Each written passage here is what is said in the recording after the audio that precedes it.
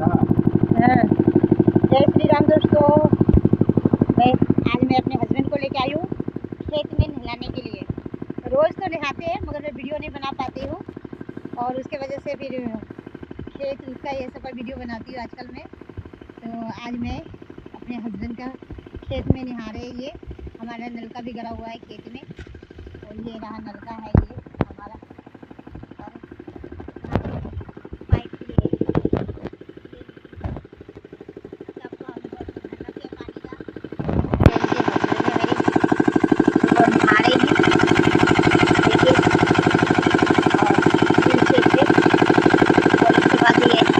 हमारा नलका है जो हम इससे पानी भर के चलाती हूँ। नलका आपको देख नहीं पता नहीं, लेकिन इससे हम ये पाइप लगा के टब वहाँ पे भरती हूँ और उसके बाद ये पानी भरती हूँ। क्या करूँ, वहाँ उसको अंदर ले जाने में बहुत दिक्कत है। सीढ़ी है ना, तो सीढ़ी से हम व्हील चेयर अंदर ले जा नहीं पाते हैं और इसके वजह से क्या होते कि वो हो जाते हैं परेशानी। फिर वो क्या करते हैं कि नहा नहीं पाते हैं, कुछ कर नहीं पाते हैं। फिर मैंने बोले कि चलो मैं आज आपकी वीडियो बनाती हूँ, बस दोस्तों लोग देखेंगे और फिर बोलेंगे कि हाँ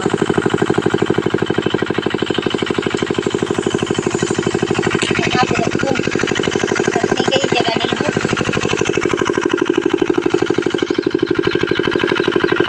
रखा ही नहीं जा रहा और ये नहीं देखा जा रहा कहाँ रखूँ।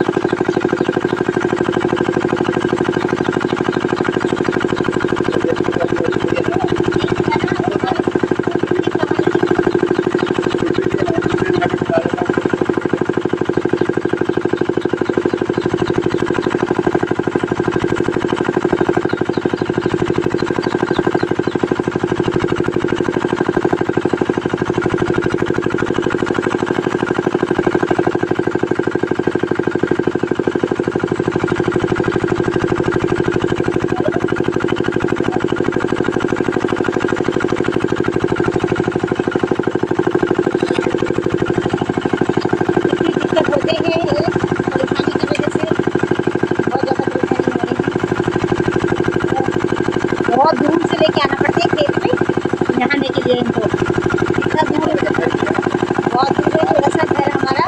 ये तो अच्छा है कि खेत में नलका गड़ा हुआ है, तो उसकी वजह से हम यहाँ जब से आए यहीं पे नहाते हैं।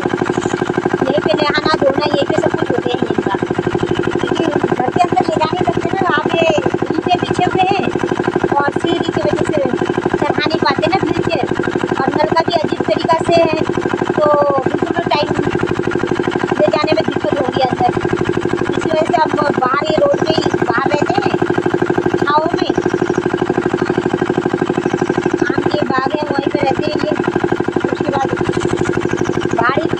बाहरी सोना बहारी सब कुछ हो रहे हैं इनका, घर के अंदर जा नहीं पाते ये। एक तो छोटी मेरी देवरानी है ना, तो उनकी गेट लगेंगे तो गेट लोग भरोसा नहीं के आगे ज़्यादा आगे जाते नहीं है ना, उसके वजह से।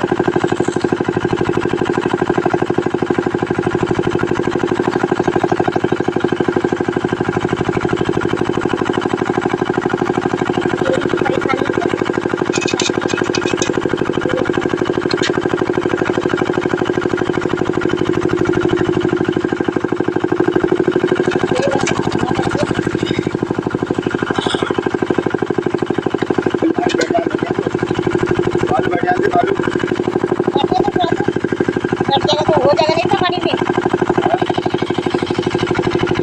इतने पानी में तो हो जाएंगे ना।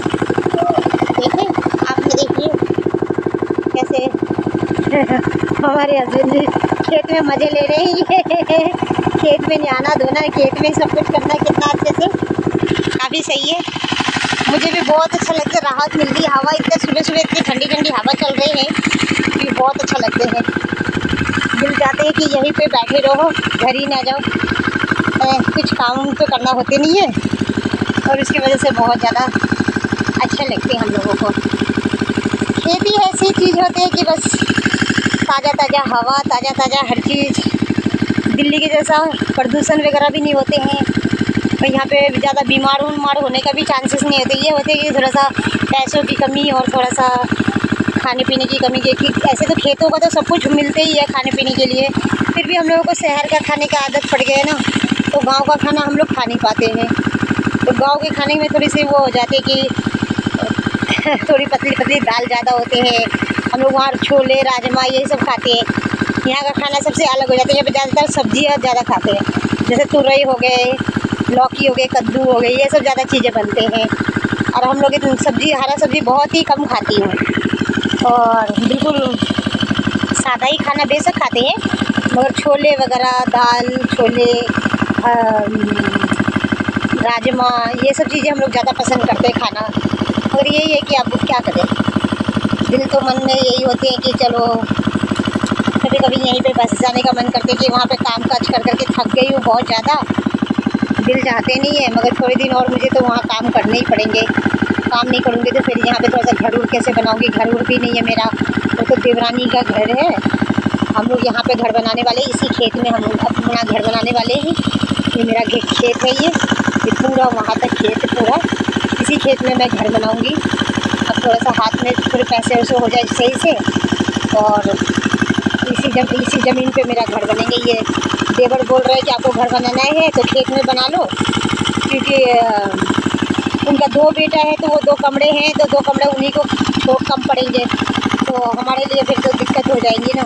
सासू माँ तो बहुत मतलब दे के गए थे कि एक कमरा आपका है, एक कमरा उसका है, मगर आप देवर बोल रहे हैं कि मेरे तो आप बनाने का हिम्मत ना है भाभी, तो ये 2 कमरा हमारे दोनों बच्चों के लिए छोड़ दो, आप अगर बनाना चाहे तो आप खेत में बना लो। तो सोचती हूँ अब देखिए अगले साल तक भगवान ने चाहा थोड़ा काम काज अच्छे से करूँगी और उसके बाद थोड़ा सा हो सके तो यहाँ पे इसी ज़मीन पे घर बनाऊँगी, तो आप लोग भी देखिएगा। अभी तो भगवान के दान से कभी दूर दूर तक तो कुछ हमारा जुगाड़ है ही नहीं, क्योंकि पहले मुझे अपनी बेटी की शादी करनी है और शादी करने के बाद में फिर मुझे क्योंकि बार बार और दूसरे के घर में आओ तो फिर अच्छा भी नहीं लगते हैं कि ना हम अपना मर्ज़ी से सो पाते हैं, ना अपनी मर्ज़ी से बैठ पाते हैं, ना अपनी मर्ज़ी से उठ पाते हैं। अपना घर का बात ही कुछ और होते हैं। है तो देवर मेरा, मगर हम दोनों एक ही हैं, मगर वही है ना कि फिर भी जो हम अपना मर्ज़ी से कर सकते वो उनके उसमें रह के नहीं कर सकते ना।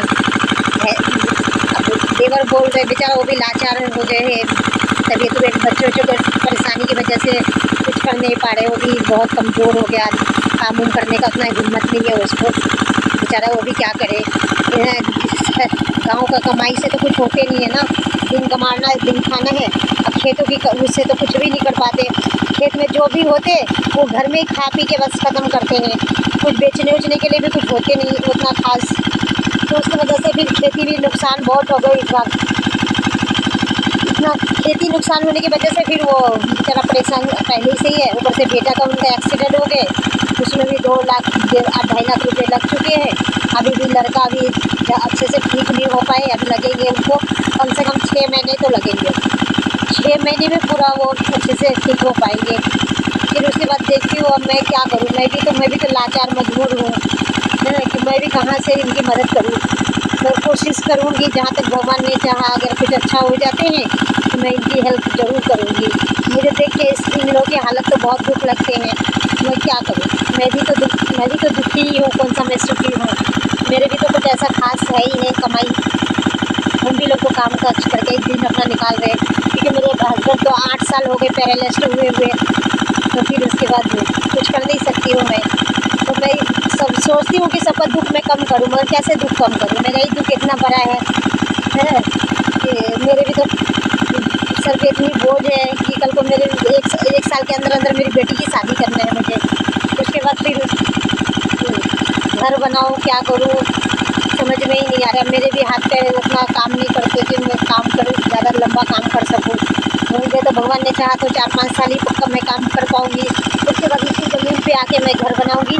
ये मेरा ज़मीन है, इसी यहाँ से वहाँ तक पूरा ज़मीन में मैं अपना घर बनाना चाहती हूँ कि जल्द से जल्द मेरा कुछ भगवान ने चाहा तो कुछ अच्छा हो जाए तो मैं घर बना लूँ।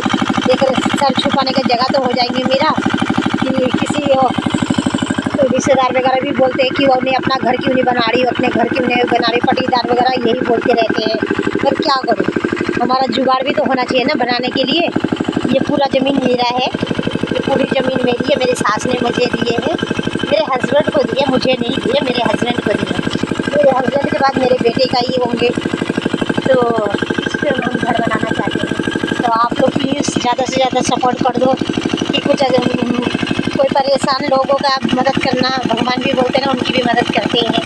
तो फिर जल्द से जल्द मुझे ज़्यादा से ज़्यादा सब्सक्राइबर बढ़ा के और लाइक और शेयर करके जल्दी से जल्दी मुझे आगे बढ़ा दो कि मैं और लोगों का भी मदद कर सकूँ। बहुत लोगों यहाँ पे देखती हूँ तो मुझे बहुत अजीब सा महसूस होते हैं कि कितना परेशान है लोग, कितनी कितनी चीज़ों के लिए दुखी है। हम लोग तो शहर में मैं बहुत सालों के बाद आई हूँ, सोच ही नहीं थी कि इतना अभी भी लोग आगे नहीं बढ़ पाए हैं। ये है हमारा जगदीशपुर है, लोग वहीं की वहीं पड़े। मैं 25 साल पहले आई थी, शादी होके आई थी। जब भी मैंने देखी तो डेवलप भी नहीं हो पाते, क्योंकि कमाई नहीं है। मैं कमाई होने से तभी तो डेवलप इंसान कर पाएंगे। जो कमाते हैं उनका दिन रात के कभी बीमारी, वो कभी इसमें उसमें, ये सब चीज़ों में ही ख़त्म हो जाते हैं। तो बेचारे ये लोग भी क्या करें। अब मुझे लग रहा है कि मैं भगवान ने चाहा कि मेरे बेटा मैं कुछ अच्छा हो जाते हैं तो मैं सबकी हेल्प करूँगी, बहुत ज़्यादा से ज़्यादा हेल्प करूँगी। क्योंकि मेरा आत्मा बहुत दुखी होता है कि मेरे गांव वाले, मेरे ये लोग थोड़ा सा आगे बढ़ नहीं पा रहे, कुछ कर नहीं पा रहे हैं। कुछ डेवलप हो कि कुछ, बहुत सारी जगह देखी हूँ इतनी जल्दी डेवलप हो जाते हैं कि इतनी खड़े लंबे बड़े बिल्डिंगें बन जाते हैं, क्या बन जाते हैं। अब मैं थोड़ा देख रही हूँ कि थोड़ी बहुत कच्चा पक्का घर लोगों ने आधा अधूरा घर बना रखे हैं, जो भी बना रखे हैं। तो उसकी वजह से मुझे बहुत मन को दुख पहुँचते हैं कि क्या हो रहे हैं। अगर भगवान ने चाहा कि कुछ मैं अकल को अच्छा बनती हूँ तो मैं सबसे पहले तो ये रोड एकदम पक्का बनवा दूँगी और काफ़ी अच्छा कर दूँगी, क्योंकि बच्चों के लिए काफ़ी अच्छा कर दूँगी मैं। क्योंकि मुझे इतना दुखी, इतने परेशान लोगों को देख के मुझे बहुत दुख होते हैं। क्योंकि मेरे पास भगवान कुछ भी ना रहे, मगर और लोगों का मैं ज़रूर मदद करूँगी। अब मदद कितना करूँगी वो आप लोगों को भी मैं दिखाऊँगी, क्योंकि देखिए बिना आप लोगों के सपोर्ट किया, बिना इसके तो कुछ हो नहीं सकते।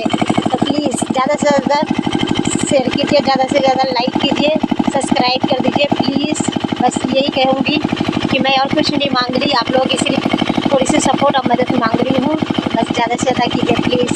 चलिए, जय श्री राम, बाय बाय।